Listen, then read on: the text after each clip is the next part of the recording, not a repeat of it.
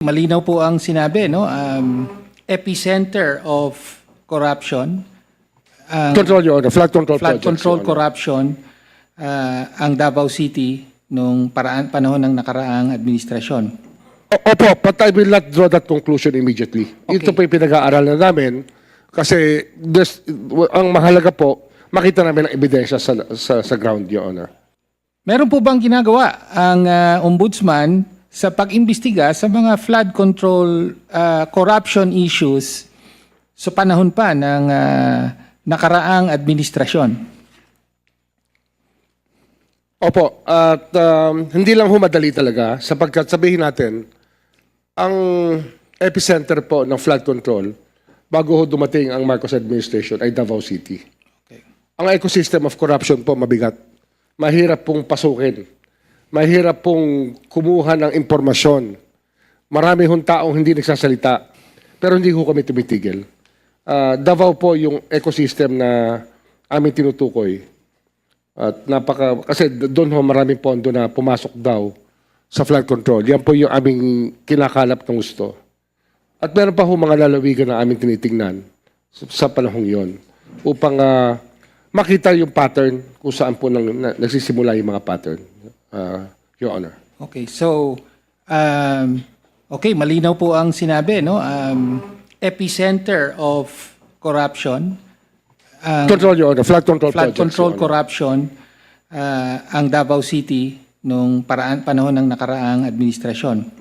Opo, but I will not draw that conclusion immediately. Okay. Ito po yung pinag-aaralan namin kasi ang mahalaga po, makita namin ang ebidensya sa ground, Your Honor. Hinaharap pa rin ng bansa ang isa sa mga pinakamalaking corruption scandal sa kasaysayan. Of course, ang tinutukoy ko yung flood control. No? At ngayon, ang Office of the Ombudsman na lang ang tanging opisina na nagtutuloy pa ng investigasyon at pagkaso sa mga sangkot. Yung House matagal nang hindi nag-investigate. Yung Blue Ribbon Committee, tumigil na. Yung ICI is defunct. So, ombudsman na lang talaga. Okay, at kayo ang inaasahan ngayon na mag-deliver dun sa panawagan na lahat ng sangkot dapat managot. At essential dun sa slogan na yon, popular slogan na yon, yung kailangan maging fair. Ibig sabihin, patas, walang kinikilingan, lahat ng sangkot dapat managot. Ngayon,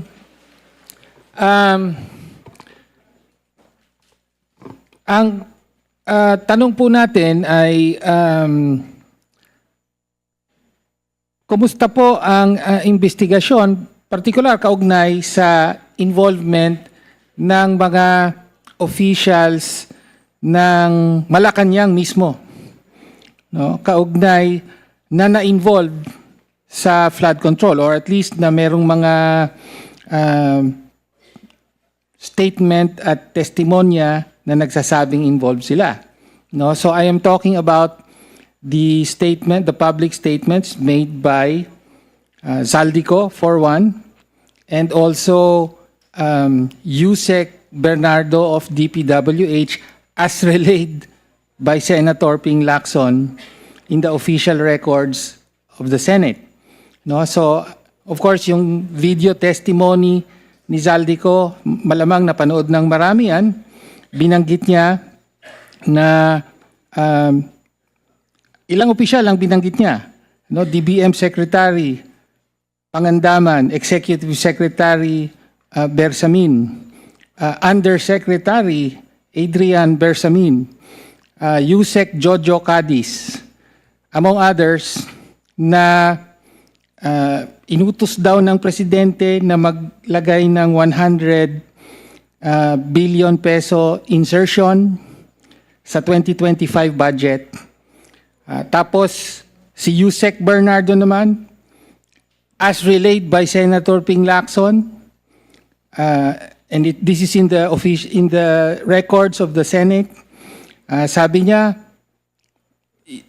Yusek Bernardo corroborated yung sinabi ni Zaldico. Sabi niya, sa 100 billion na yan, 51 billion, ako ang trumabaho.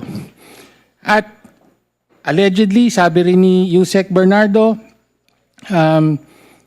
nakipagsabuatan siya with Yusek Olaivar of DepEd to deliver a total of 8 billion in kickbacks to the president, including 2 billion delivered through an exchange of armored cars at Diamond Hotel in March of 2025. Very detailed.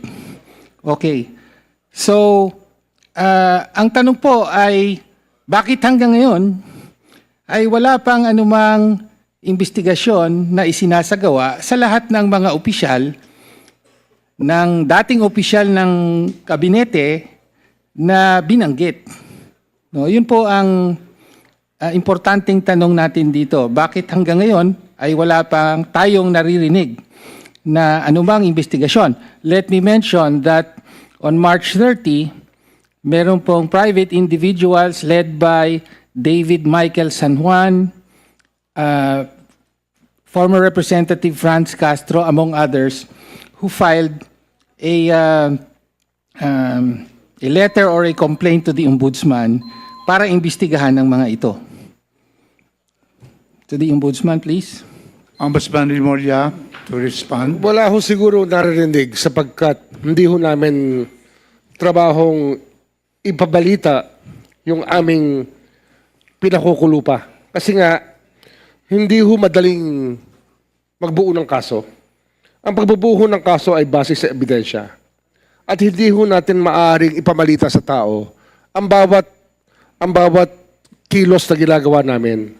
Yun lang po, sana humihingi lang kami ng kaunting pag-unawa sapagkat kung ilantad po namin lahat ng aming ginagawa, di alam na ho ng aming mga sinusundan ang aming ginagawa. Dapat ho kasi may panahon na tahimik po tayo sa kaso.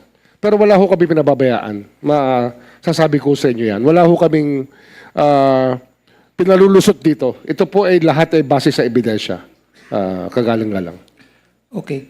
So, naintindihan ko po ang sinasabi nyo na hindi nyo binubulgar sa publiko ang inyong ginagawa at maaring may mga isinasagawa kayong investigasyon. Binubuo pa ho namin ng Binubuo yung mga pa. ganyang kaso po kasi. Kailangan mabuo ho na maayos yan. Mula ho sa kwento ni Bernardo at sa kwento na lumalabas sa media, para ho malagyan natin ng ebidensya, mas mabigat po ang trabaho yon. Kaya yung ebidensya po ang hinahanap namin. Pero yan po, tinitingnan ho namin ang budget, tinitingnan namin yung mga numero, at kung nagkataon po na meron talagang pagkatama sa mga halagang binibigay, yun po yung aming sinusundan. Sinusundan po namin yan. Okay. Sinusubaybayan po. At may assurance kayo na kahit involved dito ang secretaries ng kabinete ng Malacanang at kahit ang Pangulo mismo, kahit tumunod sa Pangulo, ay kasama yan sa iimbestigahan nyo. Tama po ba? Po, lahat po yan ay base sa ebidensya. Wala ho tayo sisinuhin dito. Okay, thank you. At pangalawang tanong na lang, Mr. Chair, to wind up. Please proceed. Okay, thank you po. Kaugnay naman po sa ano naman po ang ginagawa, ang flood control corruption ay hindi naman po nagsimula sa kasalukuyang administrasyon. Bagaman talagang pambihira ang naging paglaki at paglaganap nito. Pero as early as 2018, natatandaan ko, sa Kongreso din mismo na ito ay unang nilantad yung modus ng mga insertion at ghost projects and so on. No? Meron po bang ginagawa ang ombudsman sa pag-imbestiga sa mga flood control corruption issues sa panahon pa ng nakaraang administrasyon? Opo, at hindi lang humadali talaga sapagkat sabihin natin, ang epicenter po ng flood control bago ho dumating ang Marcos administration ay Davao City. Okay. Ang ecosystem of corruption po mabigat. Mahirap pong pasukin. Mahirap pong kumuha ng impormasyon. Marami hong taong hindi nagsasalita. Pero hindi ho kami tumitigil. Davao po yung ecosystem na aming tinutukoy. At kasi doon ho maraming pondo na pumasok daw sa flood control. Yan po yung aming kinakalap ng gusto. At meron pa ho mga lalawigan na aming tinitingnan sa panahong yon upang makita yung pattern kung saan po nagsisimula yung mga pattern, Your Honor. Okay, so, okay, malinaw po ang sinabi, no? Epicenter of corruption, Control, Your Honor. Flood control flood projects, control Your Honor. corruption, ang Davao City nung panahon ng nakaraang administrasyon. Opo, but I will not draw that conclusion immediately. Okay. Ito po yung pinag-aaralan namin kasi ang mahalaga po, makita namin ang ebidensya sa ground, Your Honor. Okay. In that regard, meron pong... Please wind up. Your time is up, but me- you can list for the second round. Yes, opo. There are already So, those who have listed in the second round. To wind up po, Yes. paalala ko lang po sa Ombudsman na meron po tayong final din na information, sinabmit na information sa Ombudsman regarding precisely mga flood control anomalies. May mga question, no? Wala pa pong conclusion doon. Batay sa pagsusuri natin sa mga numero, sa budget, pagkumpara ng budget, appropriations, at saka yung mga kontrata at yung mga actual projects delivered. No? So, sana po makatulong din sa inyong investigasyon.